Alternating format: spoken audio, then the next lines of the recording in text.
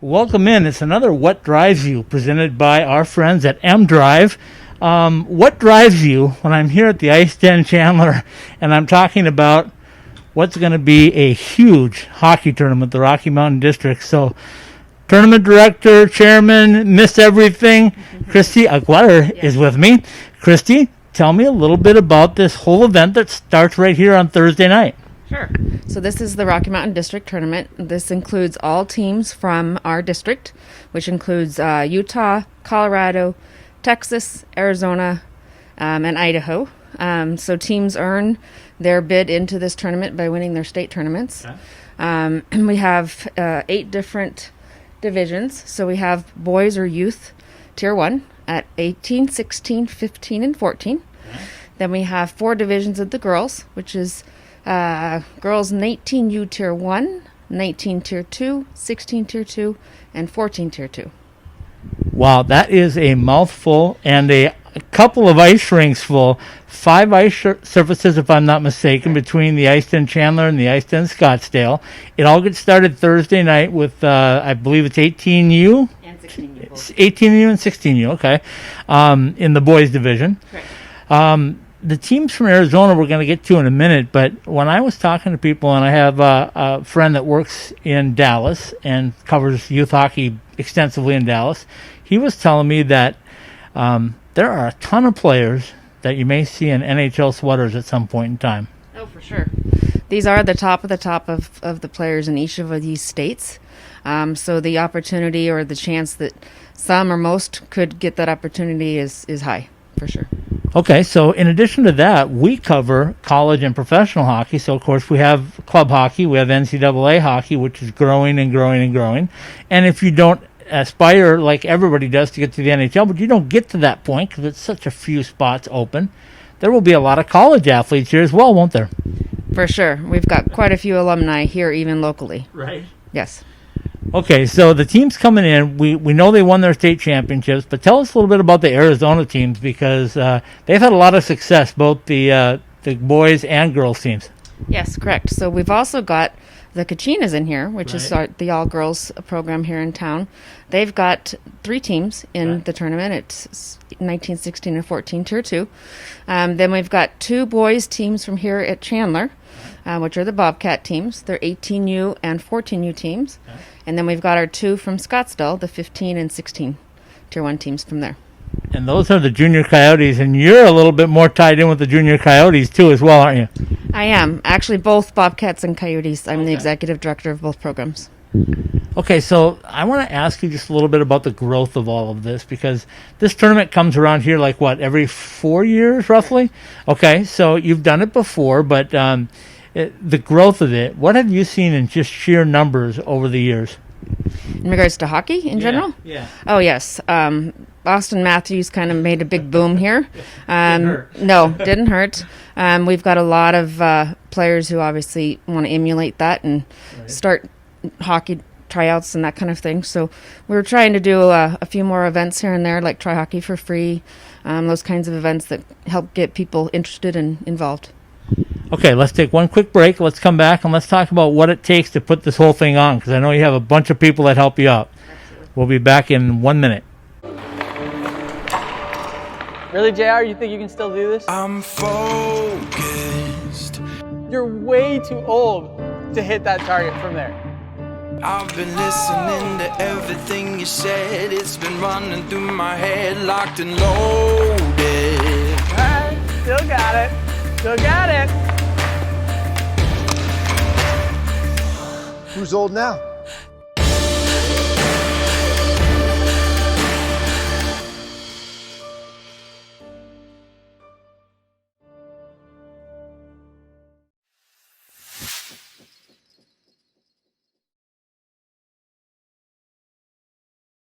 Welcome back in, hockey fans. It's another What Drives You, presented by our friends over at M Drive, and Christy Aguirre is still with me. I'm trying real hard.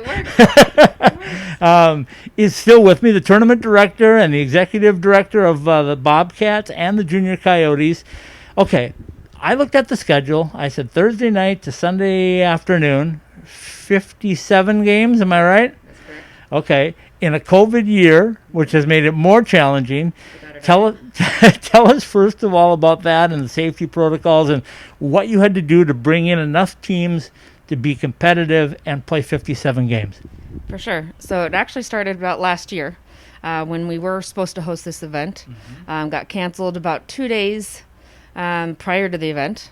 And since then, we've kind of kept it in the back burner if we were going to be able to host it or not again. Once they did tell us that it was going to come back to Arizona, we started planning, obviously trying to get the facilities booked down and the ice together, hotels, all the coordination of all those kinds of pieces. We have a team of roughly 6 or 8 people that have spent some time coordinating all these pieces. So we've got a medical team that's coming in that we've coordinated. Obviously the hotels for all the teams coming in.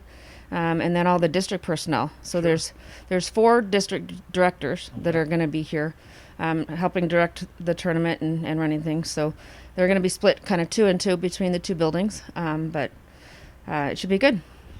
Okay, so COVID comes in last year and destroys everything for you. I guess the good news part of it is over the past 12 months or so, COVID has decreased a little bit in the fact that people have gotten immunities. The vaccines have been out now for a little while, so that's helping. But there's still a lot of things that you have to do, disinfectant-wise and all that. So just give me a rough idea of what a typical day is going to be like for your staff and the people working it. Okay, for sure. Ice Den is a fantastic facility. They have a great staff who does all of the disinfecting between each game. Right. All the locker rooms, all the benches, all those are disinfected each time. We also have some limitations with spectators. Right. So we have a 2 limit for spectators per player. Okay. We have some generalized rules for the participants. Okay. Mask wearing must be at all times in the facility. In the locker room, including coaches have to wear it on the bench. We have locker room rules where teams are supposed to come 10 in and 10 out. Okay. So we're splitting off some time there. And yeah, just general, don't hang around and hang out in the lobby. If you're going to wait for your kiddo to get off the ice, then you need to be outside. And one of the things I've talked about for the entire year on my podcast and everywhere else is that hockey has done such a tremendous job from the NHL on down, and they've set up protocols, they've set up plans, they've had ideas, but one word that I've used a lot is staying relevant. And this is another example of you guys staying relevant, keeping the kids active, keeping them on the ice and giving them a chance to play, but yet doing it all safely. What's been the key to that? Well, it's obviously prioritizing our participants and how important it is for them to actually be able to come to the rink, have this extracurricular activities for them, keep them active mentally, physically. It's helped. It's important. Okay, so the tournament runs all week here in Scottsdale and Chandler. When it's over with, you're going to crown some champions. Where do the champions go from here, and what's next for them? Good question. So the winners of this tournament actually advanced to the USA Hockey National Tournament. Okay. That's been extended out on a date-wise to April 29th to May 3rd. Various locations in the United States. But any of the winners here will go straight to Nationals. Very nice. And that is such a big honor because I know the players, I talk to college players and professional players that have been through these situations, and they still remember the friendships that they made, the competitions that they were in, and you'll ask them, what was your best moment? And a lot of them will bring up going to Nationals. So what makes that so special for them? It's a big deal. It's accumulation of their entire season and multiple seasons of trying to get there, competing, being together with the team, just making it there is a huge honor.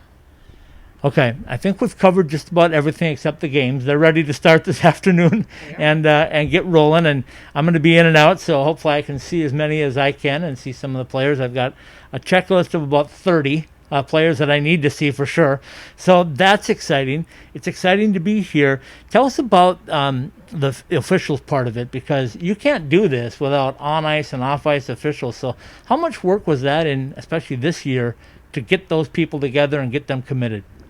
Right. So the district actually has a referee in chief who coordinates all of it. It's Ken Reinhardt is his name.